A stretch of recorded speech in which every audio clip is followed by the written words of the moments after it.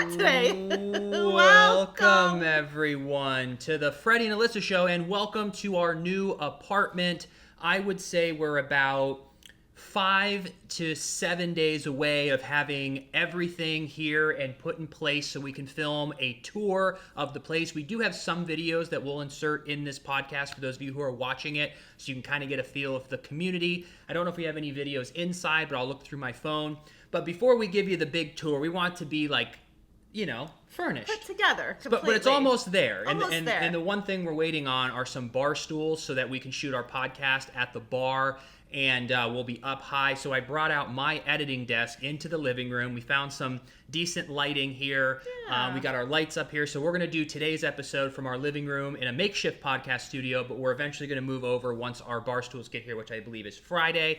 And we've got probably 10 other items coming from Amazon today, like little bathroom trash cans. What else? So many Paper little towel pieces holder. that come together that you don't realize until you move. Like, oh wait, we really need that. You know? Yeah. Like even the curtains in our shower. We were like, wait, we need these ASAP so we can shower, you know, or towels. Normally people will have that kind of stuff, but we ended up getting rid of a lot of it because we did a big cross-country move, so. We had, you know, the sheets after 8 months in storage too. It was like hot and all of that. But we'll get into that. So let's hop into the episode and then we'll talk about our new place. I think we want to touch on Britney Spears as well. I know Alyssa's a huge fan and there's a lot happening with her. And it's also super interesting with her conservatorship. Is that what it's called? Conservatorship? Yes. And kind of, we'll get into that as well. I get ahead of myself. But anyway, welcome everyone to the Freddie and Alyssa show. If you're new to the channel, be sure to subscribe, like, comment, all that fun YouTube stuff. If you're watching on Facebook and you want to follow the page, that would be amazing. And if you're listening on a platform like iTunes, hello out there. If you think we deserve a 5-star review and you want to give us a 5-star review, that would be awesome.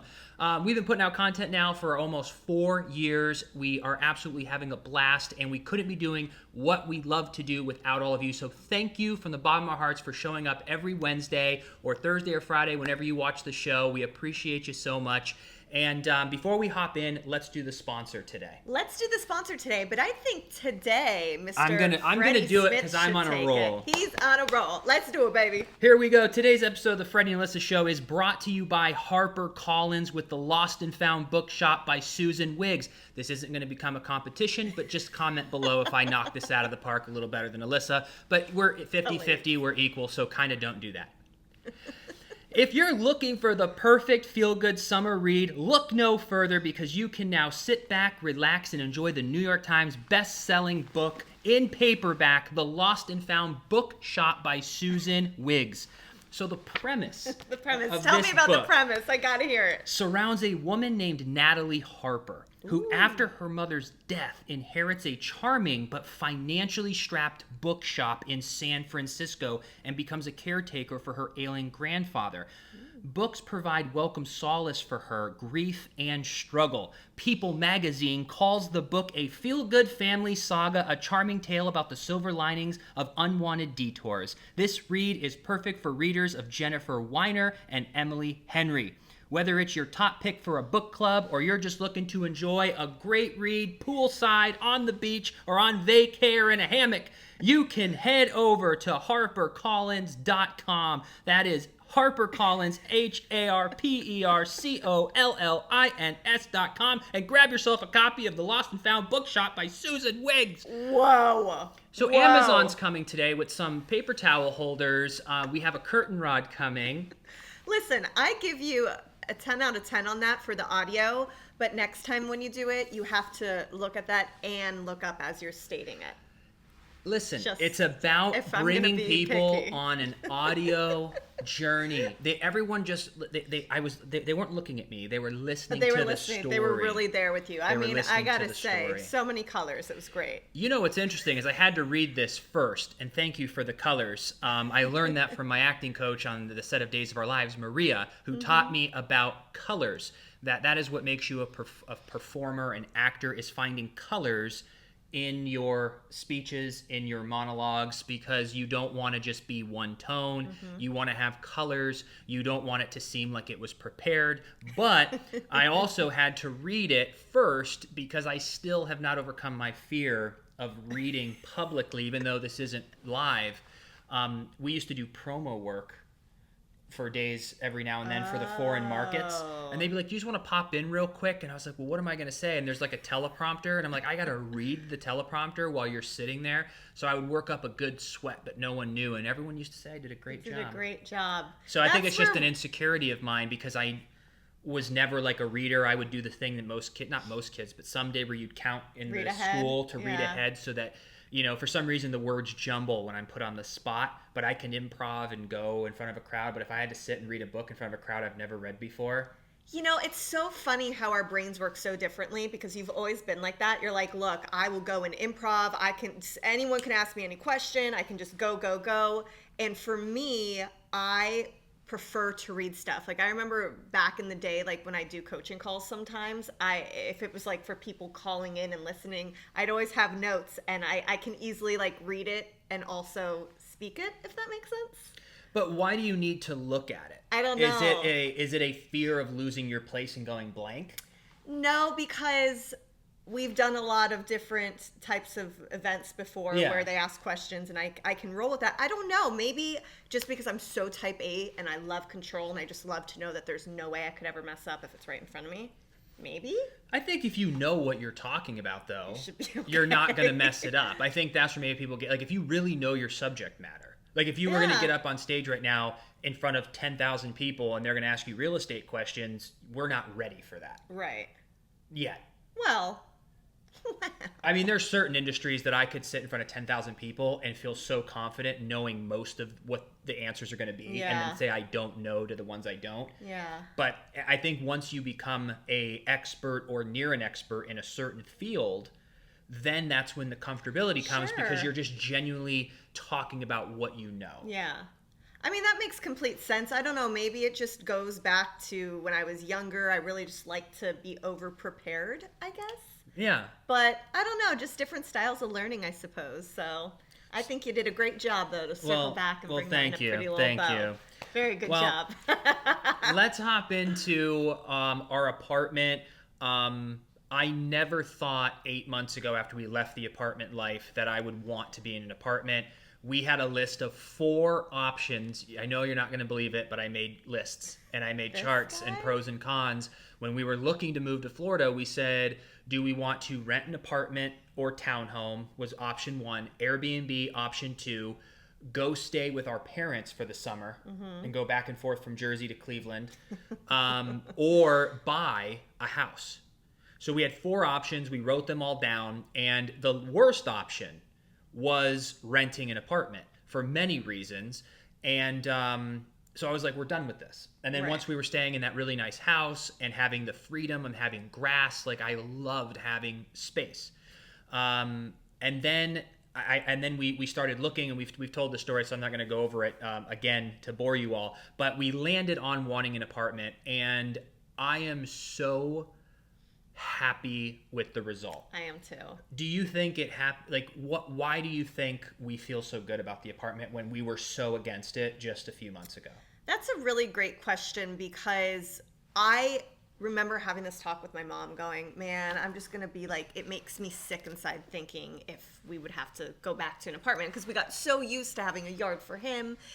But I think we started getting really stressed out because we had no sense of home, no roots. We didn't have our furniture, our stuff since September, and we just really craved that place to live. And we ended up finding where we moved to now, brand new building, really incredible price, which makes the feeling of, wow, my overhead isn't that big. It just relaxes you. And I feel like I've been in a better mood since moving in here than I have all year, because like I don't feel as stressed out maybe. And that's one of them. Yeah, definitely a big kicker. And I just feel that an apartment living in Florida is very different than Los Angeles. In LA, there are a lot of people that are aspiring to be, musicians or actors. They have very untraditional hours. And I think that's where our issue with the neighbors would come into play because, a lot of kids might be partying late, or maybe you're an artist and you're doing your music until 4 a.m. when you're inspired, like whatever that might be. And here it's more families. Everyone's on a schedule. And I haven't seen that many people because this isn't that filled yet. Yeah, this particular building. But it just feels so like home. Having our stuff back just makes my heart so happy. We just are able to have like space again. I don't know. What do you think? Well, I think what really helped us by accident was doing that hotel for 10 days because we went from the massive house to a 300 square foot hotel. And after a week, I felt really good there. Yeah. You know, it was definitely, the floors felt funny on our feet. It was clean, but you know, I mean, there's so much foot traffic in a hotel. But we managed. And then we stayed in an Airbnb that her parents, you know, because they moved into their house, there was a couple extra weeks there. So we stayed there for like a week. And I think just getting our space and having our furniture, because any of you who rent, I don't know if it's just me, but I get a little anxiety about holes in the wall or banging things. You're like, oh, there's the security deposit. But when you're in a furnished house, not only are the walls a problem, but it's like, ooh, the end table now, we can't have a ring on the end table, or oh, we can't do this to the couch, or you can't get everything about it. You're just thinking to yourself, every little problem is going to be a security deposit issue. And so I was anxious about everything in the Airbnb. Yeah. So there was something special about getting our stuff back. And 80% of the stuff we haven't seen. So we were opening up boxes, and it was bringing me back to September. I mean, it's almost July, like 10 months ago of our stuff. Yeah. And so we threw away a lot of stuff, but there was a lot of like just stuff that I was like, oh, this is ours, and it feels really good. Yep. And I think the thing that makes this apartment to have another plus is that we got the top floor at a great price. The location is 5 minutes from her parents' house. And her parents got us a pass. So their resort that they paid a lot of money to live, we have a pass that we can go use all those amenities as if we're in this like, you know, very expensive resort that we have access to that's down the street. We have breakfast places, lunch places, bars, grocery stores, like everything you need almost in walking distance, like a couple minutes. It's right by the main freeway that you can get anywhere you want or shoot up to Orlando or Disney or anything like that. And it's also tucked away enough. The pool is like something I've never seen before. The hot tub can fit like 15 people. The gym, I would give a 9 out of 10. They are missing some essential equipment. Like what? He was having a talk with this other guy in there today. Yeah, because he was like stacked. And I was like, hey, man. And he goes, hey, what's up? I was like, there's no bench. There's no flat bench in here. Yeah. And he goes, yeah, I was talking to them about that. They're supposed to order it. And he goes, but I haven't seen anything yet. So, you know, to do a bench press, to do like 50% of the gym workout, the flat bench that you can adjust up to do incline or flies. Well, we have one of those in our garage. We also got a garage here, which... That was my fourth point. Here, keep going. No, I want you to go. I really want to hear We what have you a garage, and we didn't know we needed a garage. We just started looking at our big pieces going... This isn't going to fit in this apartment. We also don't want clutter. I don't want closets that you open up to be just packed. And we were going to get a storage unit, but to fit the stuff, it'd be like $250 a month, and that defeats the purpose of the huge discount we're getting by living in an apartment. So we said, well, what? There's like garages right outside of our window and like alongside that you can, you know, park in or use as storage. $100 a month. That's it for a 10 by 15 garage. And so we added that which to storage our rent. would have been more. Would have been like $250 for that. And it wouldn't have been here. So not only did we put our big couch, did we put, you know, a love seat, did we put my workout equipment, which I'm going to sell now, except for the flat bench I'm going to bring to the gym every Monday when we do chest. But we also put our Christmas tree, our Christmas decorations, our sweaters, our, you know, like just tons of things that you don't use on a daily basis. Right. Ironing board. We do have that? We do have that in there. I used Renko releaser on this today. We need to get the ironing board. I didn't know we still had that. Well, it's easy peasy. Hey, maybe I'll go after this. And there's dollies. Me and my dad, in our first time moving out of the Airbnb, bought these 2 flat dollies, which on a U-Haul truck is useless. But to move around up a ramp and into an elevator, stacking boxes or heavy things is great. Yeah. So we use those. So the whole entire garage is full, like unbelievably full of how much stuff we really have. But this way we don't have to sell it. It's $100 a month. And I love that it declutters our place, which I think is really important. So having it brand new on the top, great location, with that garage, with this cute little laundry room that just makes it feel a little more like home, having an extra room. And ultimately the price is just a home run. So the only thing, please send your prayers and good vibes that if when neighbors move in next door, that it's a family or it's just like just normal people who listen to music or watch movies at reasonable hours, and there's no noise, because that's my only fear. Is just please don't let it be young kids who are up till 3 in the morning playing music. That's my only thing. Is that we don't live like right next to a college or in a downtown area where you might get that. This, I feel, is a very like family-oriented area if you're going to live here. So that's true. I think we're going to be just fine. Have you seen anyone who wasn't a family person? No. Everyone has kids. Well, the two people, the dude we saw, the buff dude at the gym, which I think I'll be able to talk. Dude at the gym. I'm gonna now that I've introduced myself, I'm gonna make some friends. Yeah. And then we saw a girl walk into the gym too. I don't know if they're. Well, it's funny because I'd say they're in their late 20s. Yeah. Which a lot of people in their late 20s have kids. Maybe they do have kids. Maybe they do. We don't know, but it's a big family-oriented place. So it feels good. It feels simple. It's easy to clean, and it's allowing us to invest in other things we want to do. Yep. We paid off 2 of these little credit cards that have been super annoying, which feels amazing. Yes. If any of you have credit card debt, get rid of it as soon as possible. Yeah. This is a good way that I look at it, is that if you're gonna, so even for us, like when we build a business or we're building content or we're doing any source of income, we've understood the work that goes in to generating $500 a month. People who invest in real estate, if you buy a duplex or a real estate property, before that thing's paid off, you might be making $300 to $400 a month only. Yeah. So think about the work to buy a house, rent it out, have tenants, put up that kind of money to be getting $400 a month, or to start an online content business, or to do sales or marketing or anything like that from home. It's not easy to make $500. And it's, so we understand the value of that. So I start looking at credit cards going, if we're paying $500 a month, if we just pay this off, that's $500 a month that we're essentially receiving in perpetuity if you just never put money on the cards again. And I was telling our friend that too, because he had $800 a month total with his 4 credit cards. I'm like, dude, as soon as you pay those off, that's $800 more a month that is essentially in your pocket. And it's the easiest $800 you will make. Yep. Especially if you're just starting off. Yep. So it felt like $1 million, but we were moving and we're like, we don't want to just throw money at the card. So we were paying minimum for a while. But as soon as we moved in here and we signed the lease, we're like, this is going to be way less expensive. Let's just pay these cards off. And it felt amazing. We got 6 weeks free here. That was part of the promo. Yeah, so, there's that. Forgot about that too. So we don't owe rent until August 15th.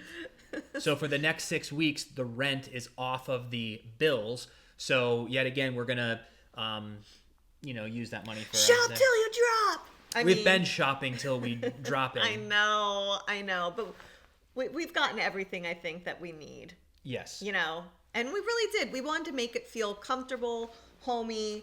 And I really am just so grateful and thankful that we found this place. And I always say, trust the timing of life. The right place will always present itself. You just got to really sit and think and figure things out. Because even the whole moving situation for us, we didn't rush and make the choice. We really sat on it for a long time. We looked at everything we wanted to do in this next year and our goals and what's happening. And it was just the best fit for us. So I feel really happy about our choice, and we have a lot of just interesting things that we're going to be doing soon. So it's great that we have this home base here.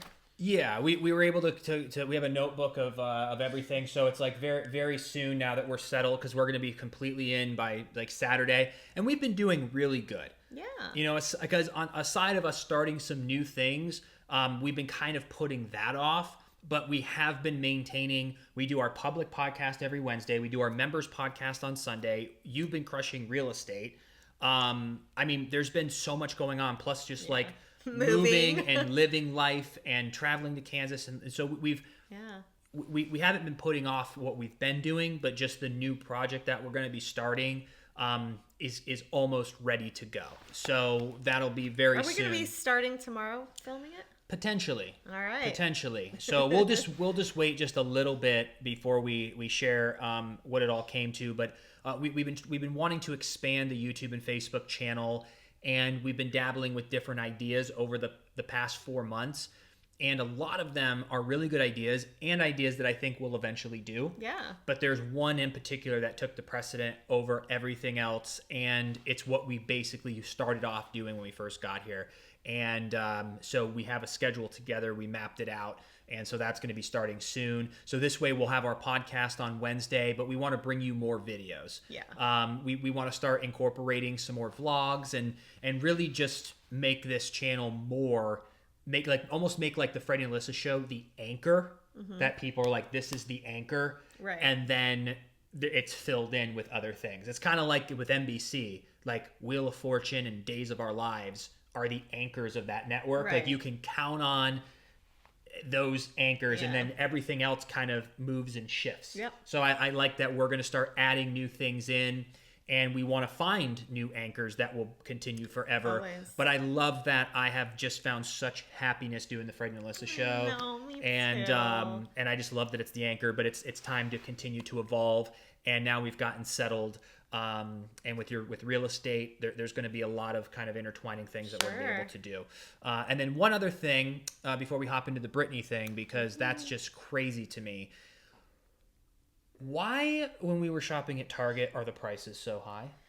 Well, this isn't a new thing. I remember probably about 5 years ago going to Target and you're like, wait a minute. I thought this was a store where you could get things at an affordable price. Yeah. But it's not. It's not at all. I mean, and we also live near-ish, like Disney. So did you realize when we walked in, this is the only time I've ever seen this at Target, they had a bunch of Disney stuff, like a huge section. Oh, yeah. And I thought, maybe because like we're actually in Disney and we're in this really crazy touristy area that prices could be even higher, because literally things were insanely high. Unbelievably Insanely high. I was shocked. But then there's things that are really cheap that I was like, this is a great deal. But just like the normal stuff, I go, like, what was something like for a bathroom garbage can?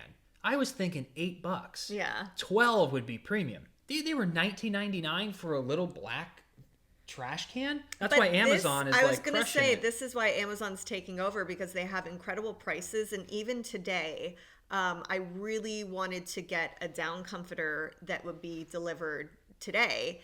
And I looked at probably around 11 a.m. and they go between 2 and 6 p.m. Here are 99 results of different comforters you can get. On Amazon? Yeah, so between 2 and 6 in about an hour. Oh, that's when it's going to... Yeah. They're even getting quicker on same day or overnight or anything. What I'm saying. Like, this was a same day order and it was something that we really needed. And I didn't have to leave the apartment. I was just on my phone and it was so... I did have fun at Target. I did too. It's a fun thing. And I don't know if you guys maybe watched our stories, but we kind of documented a little bit. And this guy has been in charge of all of the sales for my parents at their house, because basically when my parents purchased their home, it came furnished and they kept a lot of the stuff, but they also had all of the stuff from New Jersey. So they had to sell it. And Freddie's really good at just organizing all of that kind of stuff and finding different buyers. And we ended up getting, what was it, like 400 cash that day that we went to Target? That day. But we kind of cleaned up because your mom was nice, and she was like, we need all this stuff sold. And she goes, do you want to do it? And I was like, I would have, don't tell her this. I would have done it for free because that's what you do for family. Yeah. But she was nice and says, hey, I'll split it with you 50-50. I go, you've got 5 beds, 2 dressers. Yeah. You've got 4 nightstands, all this art. I'm like, let's do it. And we ended up, selling furniture, you kind of get a little lower than you'd expect. Like, I would say if it retails at $1,500, getting $900 is kind of like a great deal for them, but also kind of on the higher end. Because we had like a bedroom set for $1,500 that I was trying to sell it for. I was getting like 400, 500, 600 offers all the time. Yeah. And then someone offered 9. So we're like, great. But we ended up almost making $2,800. Wow. And then we split it. So we took $1,400. Her parents got $1,400. But I kind of got a little addicted to it. Well, we have a lot of stuff to sell. So. And they have a storage unit still with a lot of other stuff that they're not going to use. And she was like, sell that as well. So next week, I'm going to go take pictures of it. But I found that Facebook Marketplace is amazing. Yep. Even though the last people that I sold the bedroom set to was on OfferUp. Oh, that's right. So OfferUp and Let Go, I think, merged. And they came all the way from Tampa with like a huge truck. Yeah, so I'm happy I did that, but I was getting really low offers. Yeah. So I don't know if that was just what we were selling, but on Facebook, I think people feel comfortable because they can see your face. I can click on the person's profile and go, oh, okay. Yep. It makes it a lot easier. And it's interesting because back in 2016, when we had our place in Boca, but then you ended up getting a contract with the show. So we were bi-coastal for a couple months, ended up deciding, hey, this is crazy. Let's just move back to California full time. However, we had all of our stuff in Florida. So I was like, okay, let's sell it. And back then they didn't have Facebook Marketplace. So I ended up doing Craigslist, which sounds like sketchy, but I ended up meeting some wonderful people. And there was this one time, there was one bar stool I was selling, and this guy came over, and it was supposed to be at like 5 o'clock, and it ended up being like 7:30, and I was alone, and I was like, I think I was texting you or my friend. I was like, hey, if you don't hear from me in 30 minutes, like, can you come by? Because you were in California. Yeah. But he ended up coming in, and he like tested the seat out, and it was just so awkward, because like imagine trying to like test a seat out. You're just like sitting there. And he was like, okay, I'll take it. And then he put the money down and he just took the stool and walked out. And it just all these funny things that can happen when you're doing that. But we ended up selling pretty much everything, and it was all through Craigslist. So now that they have Facebook Marketplace, I'm just thinking for me, if I was just, you know, a woman alone doing it, you feel more confident on Facebook. Someone said that too. Yeah. I can't remember who it was. I think it was one of the movers. Oh, yeah. Where she just because if it's a blank avatar of just like a gray circle with like a white profile image. Yeah. And you're like, who is this? Yeah. And they don't even use like a real name. It's just like a username. So you're kind of I wasn't sketched, Well, but I was saying if you were but if but I loved seeing the person. Yeah. And the person who bought, the family who bought on OfferUp had purchased and sold 13 items, and they had a rating. So you could, that's how it works. But yeah, I'm really excited to go sell more of that stuff. I think some of the weight equipment, some of the stuff we're going to sell. And I also, now that I'm seeing this, it's kind of a fun, I remember watching Gary Vaynerchuk talk about garage sales for the past 4 years. And I was like, I'm not going to do garage sales. But there's certain items that if you really pay close attention, like through Marshalls or TJ Maxx or certain items, because there's people who are going to just give this stuff away if they're strapped. Well, and if you have a garage to have a piece, and it's like, I don't know if it's really worth the effort. We don't have a truck, so I'm getting ahead of myself. But I loved the dopamine hit of waking up and checking my phone, being like, $900. I'm about to go make $450 right now. Yeah. But you have to own the stuff. So I'd have to do the flipping, which I'm not going to do. And remember, too, I my loved it. dad told us about all those like baseball cards he has. I'd be curious to look at all those for him, you know, because you just never know what you have. And that's why Gary Vee loves the garage sales, because one person might not know they have an actual treasure sitting right there.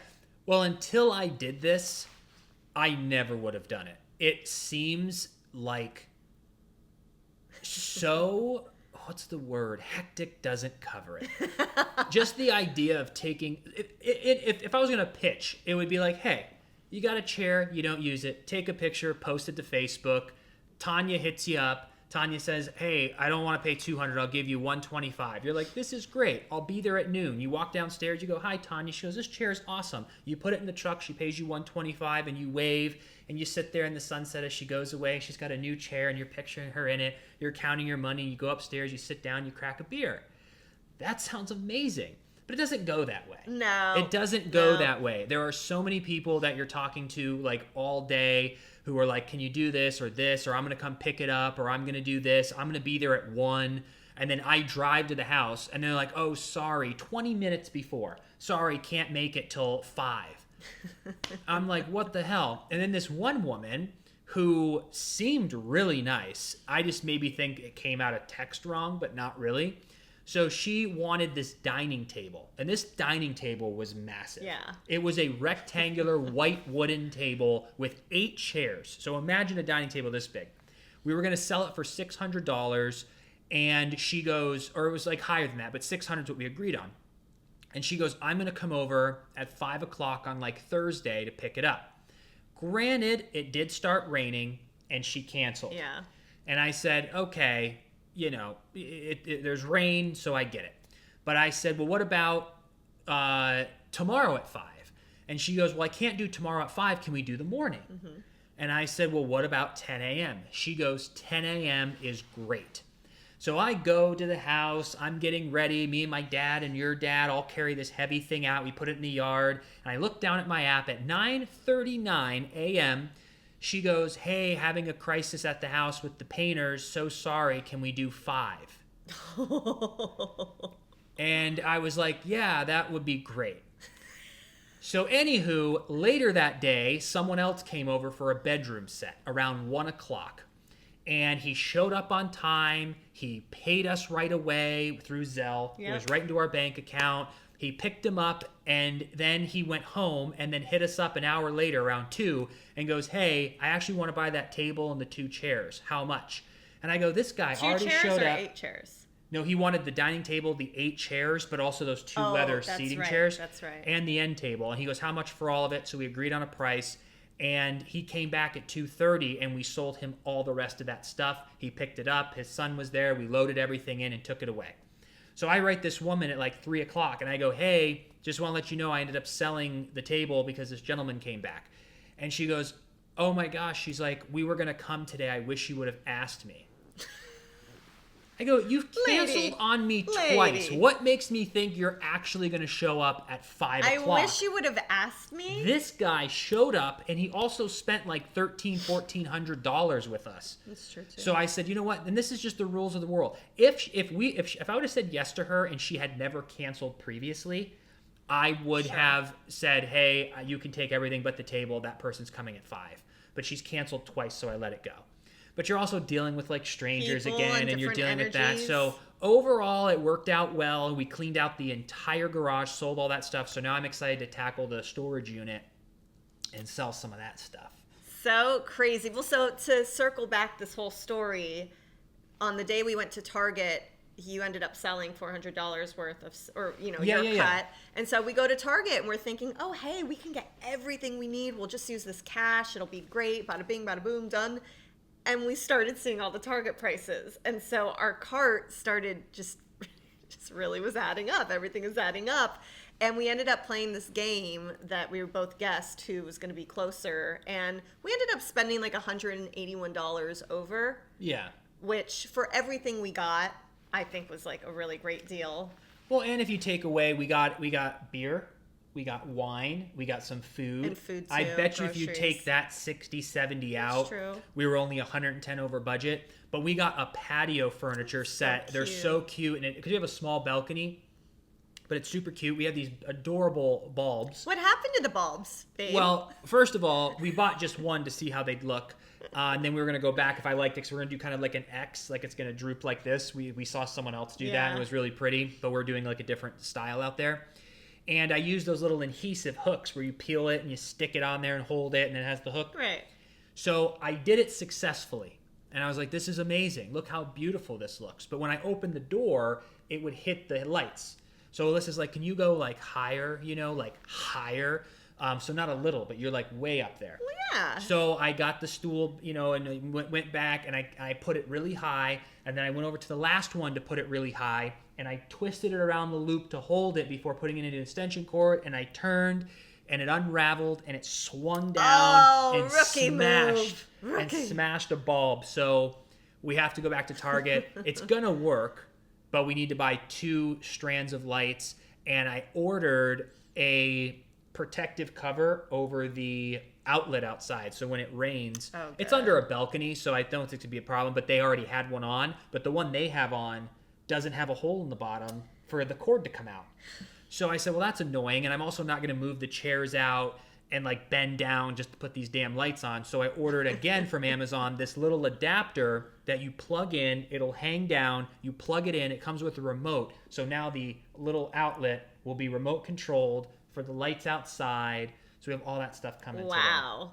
I'm going to make it so cute out there because that's kind of our oasis if we just wanted to step out quick at night. Which we have, which is nice. You know, but we have a courtyard, we have all this space outside, and it really, and then last thing on this, living in that hotel kind of got my pep back in my step of being out. Like I became such a homebody and such a wet blanket. And I think a lot of people, maybe all of you are feeling it now. I didn't realize how much the lockdown like messed with me until I was kind of in it for a year and then started to get out of it, where I was like, this is life. Yep. You know, I didn't realize that like being around people and going out and getting a drink at a bar or having dinner or stopping for a little lunch or, you know, going to places, seeing people and like not being afraid of people, you know, and going to a grocery store, like living life. And in that hotel, it made me like, there's a difference when we woke up in the big house where you go make coffee and go sit out by the pool. Love that. It was beautiful. But it's also like you're in the same spot. But in the hotel, I would get up and I had to go down and get the breakfast before 9:30. So it got us on this really early kick. We've been waking up at like 6:37 all week. And it's been amazing. We get so much done. And I would go get coffee and I'd go get us breakfast. And just getting out of the house, walking the dog. It's kind of the same thing as making your bed. If you make your bed, you kind of get that dopamine hit of like, I did something right. I did something positive. And then you go and you brush your teeth and you floss and you get dressed and now you're ready for the day. And then you go to the gym and then you walk the dog. You're already showing and starting your day by winning. Yeah. And small wins. It gets you out of your, it just gets you there. So for me, I'm like, let's go grab coffee or let's go downstairs and like, let's be around people. And it just makes the rest of your day full. Yeah. So that's why I'm like, okay, let's just go places. Let's do things. Let's live a little, baby. And let's live a little. Which we have been doing, and I'm very excited. Well, you know who isn't living a little? Britney Spears. Britney Spears. So, great segue. Great segue. I give that A+. Do you remember back in early 2000s when Britney kind of had like a little bit of that meltdown? She shaved her head. Do you remember all that? Mm-hmm. So that's why the conservatorship originally started. Like there was just a lot going on. And I remember back then thinking, oh, wow, her father, Jamie Spears, really is being a hero, stepping up and like handling. 'Cause she like kind of was a little out of control. But granted, there's a lot behind that story. Yeah, but before we get into the story though, but in what regard though would you have a conservatorship? Like, they were afraid what? That she was going to hurt herself? No, that she was just going to make some really poor choices because at that time too, that's her life to do. As long as she wasn't a danger to actually like harming herself, right, or harming others. But conservatorships generally happen with people who are way older, who can't make the right decisions. You know, maybe they're 90 and they need someone to make every last decision. I think there was that Netflix movie, I Care a Lot. Oh, yeah. Which was a messed up movie, and like it's weird, but it's a good watch. But it's weird. I don't think I saw that. It's weird. It's weird. You don't really feel good about it. You kind of root for the main characters, but not really because they're doing awful things. Yeah. Makes you feel funny. But I think that's probably what it was. Something like that. Where they lose control over basically your freedom is gone. Completely. Because she even did these MTV documentaries way back in the day. Because she's been in a conservatorship for 13 years. So for the first 10 years of it, she was a workhorse. She was doing all these tours. She was in Vegas doing a residency there. And there was an MTV documentary and she just seemed so sad. And she was explaining, I just miss being able to drive in my own car. Like she couldn't even do that. They wouldn't allow it. Which is BS because do you know the mental fortitude you must have to do a residency in Vegas? Yep. To muster up the strength and courage and confidence and sing and the taxing on your body and you have to be a dynamite human being to pull that off. If you can be Britney Spears on stage, you don't need a conservatorship. And that's what she ended up saying, because I listened to the full thing, and she, first of all, I was just so proud of her, because if you follow on Instagram, I don't even know if you're aware of this, but her team made her seem very like flighty, drugged up, just weird stuff. And they did this on purpose. And she even explained like all the abuse that happened of them, like drugging her and giving her all these meds that she didn't need. But she ended up saying, hey, if I can employ all of these people, have all of these jobs, make all of this money, pay all these, like everything, she goes, I think I can make the own decisions in my life. Yeah. Like to the point that she even can't get an IUD out of her because her conservatorship won't let her. Like that is insane. Like she is one of the hardest working women. And it's just absolutely mind-blowing. So I know that for all of these years, the Free Britney army has just been there. And like Britney Spears is that one person for me, I think we all kind of have it when we're young, that there's just that one public figure that like really did it for you. And I just loved her so much growing up. Like she was just so wonderful. I knew every little like nuance about her and all of her cute quirks. And she just was this girl from Louisiana who had the brightest spirit ever. She's really goofy, funny, and you would see like all the behind the scenes videos. You know, you'd watch the MTV documentaries and go, oh my gosh, I love this celebrity. As the years started passing, a lot of fans like me who knew this old Britney were like, this is very weird. You don't see that same spirit. Like she seems very dull, and we just felt something very different. And so when I started seeing the Free Britney stuff, I would do deep dives and I would read about, you know, everything they were saying that was true. All of these fans, I mean, that, like, I literally just got chills. People who don't even know her knew something was wrong.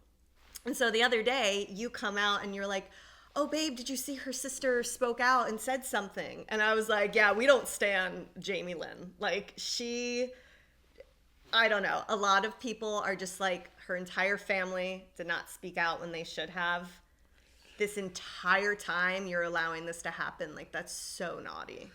Yeah, there's the thing that we, and I don't think anyone can truly comprehend, is that, I mean, she's kind of like Prince, Michael Jackson, you know, Britney Spears, like even Bieber. There's some people that are so big that they're like a moving like Amazon or Facebook. Like they're that big. Yeah. Like everyone knows Britney Spears. Every person in the world. Every person in the world. And there's probably so much money and so much just behind her as a business. And I think that gets the best of people. Yeah. Because that's the only reason you would do that, unless you're like a sociopath where you're like trying to hurt your daughter on purpose. But but at the same time, that's where greed is it's what money gets a bad name from people like her dad, who is like, how much money do you need, dude? Why are you sacrificing your daughter's life? I mean, don't you have enough? I think he's always been an issue. Like, I think their relationship has just always been a mess, and it's just probably like the kind of person he is. Like, not a very good person. There's something wrong with him. There's got to be something wrong, because you need, when you're that famous, even if you're like micro famous, like how I was or am from Days, there's still moments that even, there's probably no difference between 10,000 people screaming your name or 100 million.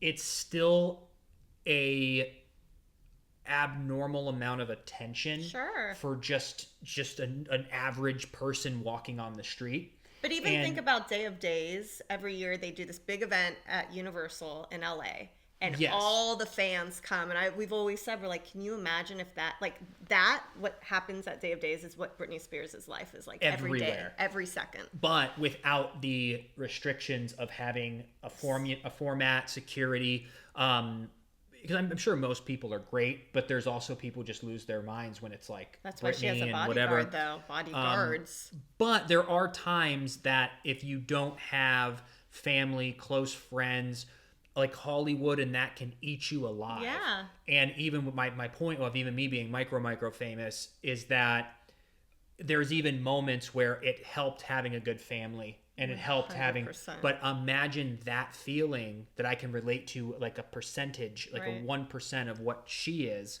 All these big people, they all go through this weird transformation because they didn't have the coming to life adult decade. Yes. What I experienced from 21 to 31, I wasn't so rich and famous that things were just, I didn't have to grow. Right. I had to grow. Yeah. And I think everyone who gets famous at 14, 15, 16, the 10 years of developing during that hardship of your 16 to like 30, Right. they don't get. Well, you know what else is really weird in current events right now in pop culture? You know Drake Bell from Josh and Drake? Mm-hmm. And then there's also this other... Didn't he like... So there's something about like... something with a minor he did. And the same thing happened with this other actor, Kyle Massey, I think is his name. He was another like Disney or Nickelodeon kid. And it is the same thing with a minor. And at this point, they're probably in their 30s. So I was talking to Sarah about this. And because they were child stars, and I mean, I'm not making excuses for anything. I'm just trying to go like, what the heck? What are you doing? You're in your 30s. Well, there's a... It seems like there's an abnormal amount of this that happens in Hollywood. Yeah. But maybe we only hear about that. Maybe it is in a lot of industries, but Hollywood is in the spotlight, so maybe you hear more. I don't know, but it seems like every week there's somebody who's not getting consent, who's being completely a predator. You're getting people who are with minors.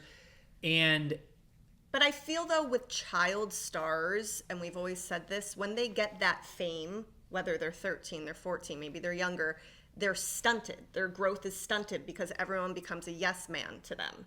And so, like you said, you don't have to continue to grow, and you might be stunted at this 14-year-old level. Like, it's the only thing that makes any sort of like psychological sense if I'm trying to like understand what is going on. I don't know. I know it's like a deep even that's subject, what they said about Michael Jackson. I know. Is that he got famous at 6 or 7, and that's why his personality kind of never evolved past that.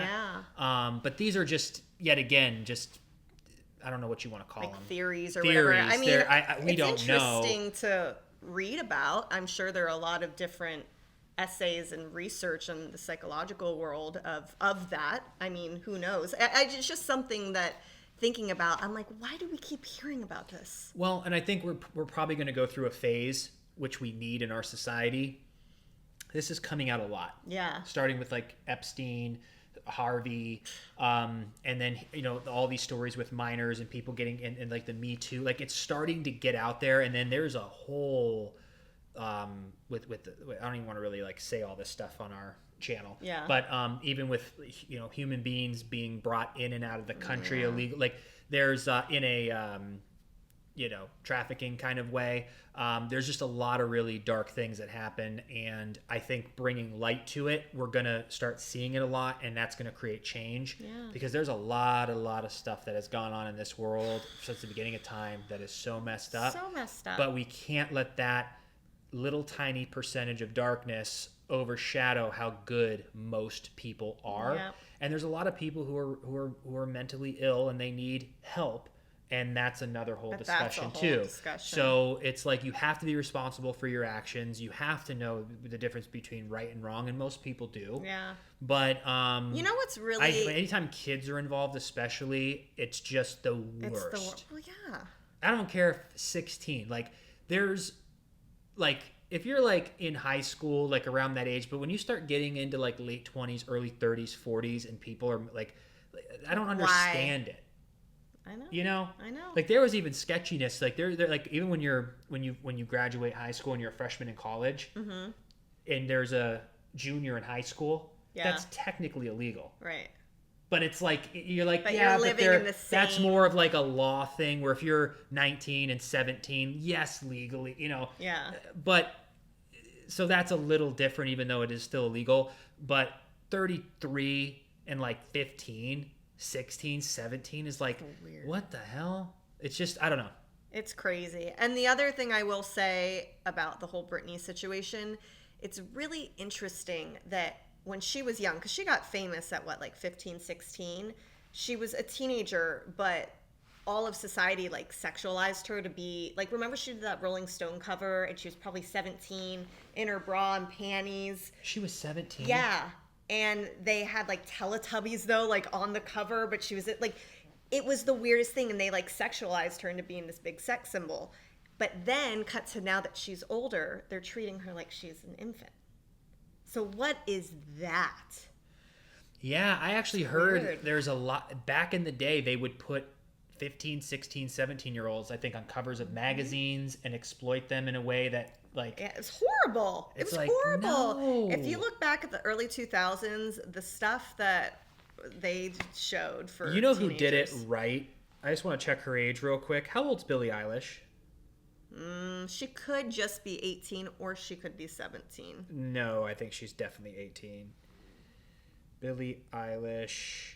She's 19. Oh, she's 19 now. So she waited. She came out with her Vanity Fair. Yeah. It was like the first time she was, you know, showing off herself in like I guess you'd say in a sexual way. Yeah. Not sexual, but was showing definitely more skin. Yeah. She's used to the baggy sweatshirt, so when we saw that, but she's 19.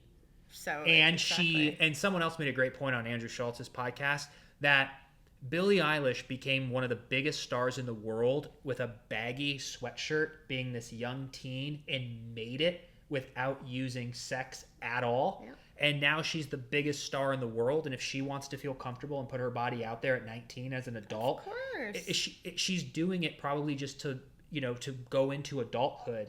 But she's not using it for her career because she's already made it. And what a unique situation. It's not like she was just showing that off, you know, to make it. Right. So it was pretty interesting. Well, and that's the other thing I wanted to say too. Like, as a woman, if you want to frickin' just be confident and show yourself and do your thing, that is great. You know, like celebrate that feminine energy and do it up. But if you're doing it to try and get famous, like, it's so cool she waited. Yeah, I mean, awesome. There's a million ways to go about it. You know, some people can use it and it can help them. Other people, you know, that's. It's a crazy world. It's really hard to maneuver through life in general. But sex does sell. Yeah. I mean, but I'm saying like it's hard enough just without being in Hollywood to just live. Yeah. And then when you add Hollywood to it, or you add all this attention to it, money, and that's what I love about Joe Rogan is that he always stayed humble. Yeah. And he says, well, he goes, I got famous in my 30s. Like you and I know who we are. Yeah. So it's like, as we continue to grow, it's not going to change who I am because I know my values. Yeah. If we would have gotten famous and rich at 21, I would have probably fell into that category. Yeah. Of just being a little more reckless because I felt invincible. Yeah. In like 2012 and 13. Because I was just like, every year was getting better and better. And so like, I was just super confident about everything I was going to do. I didn't think of others as much as I do now. I didn't have empathy. I was just kind of like, it was all about me. I was a nice guy. I didn't hurt people. No. I would never do anything illegal. Right. But I'm saying like, I could care less about anything. I wasn't thoughtful. I wasn't reading. I wasn't learning. I was just a young actor kid that everything I was doing at that time was working. And then things started not working. Yep. And but that's why adversities are just so imperative in life and developing who you are. Yeah, at the time you're going through it, it's awful, but it makes you the person you are, and then you can contribute to the world and be a better person. And that's what we all need. and reach people. Yeah. And that's what I'm happy about with our podcast and our content is that we share about our lives. We share, you know, we kind of have a lifestyle thing, like genre. Sure. But I also like to share the lessons that we've learned in life because we've had a lot of people come up to us and share that our podcast has helped them or we've talked about something positive. And that's why I like to share all the knowledge that in my life, like when the whole mortgage thing, trying to get a mortgage, I was like, I've never learned about that. So when I did, I was like, well, probably other people want to know. Maybe some already know, but let's use the platform when there's something super interesting or we overcome something, share that because it can impact people. And more people are going through stuff than not. period. yeah. We all have Yeah, our struggles. So speaking out and sharing your truth, you never know who that can help. Someone who's going through that Exactly. exact thing. Like even when we were going through our car accident, I remember I would look up on YouTube or content creators or whatever it was, anyone who had gone through something similar, because hearing their stories gave me hope during the hardest part. So, you know, always be honest and speak your truth and be vulnerable and authentic. I think Surround now yourself more with than people ever, who yeah, are going to keep you real. Yeah. That's the good part, is it does something for your soul, like being around family. I've seen my mom now once in the past 3 months, my dad 3 times.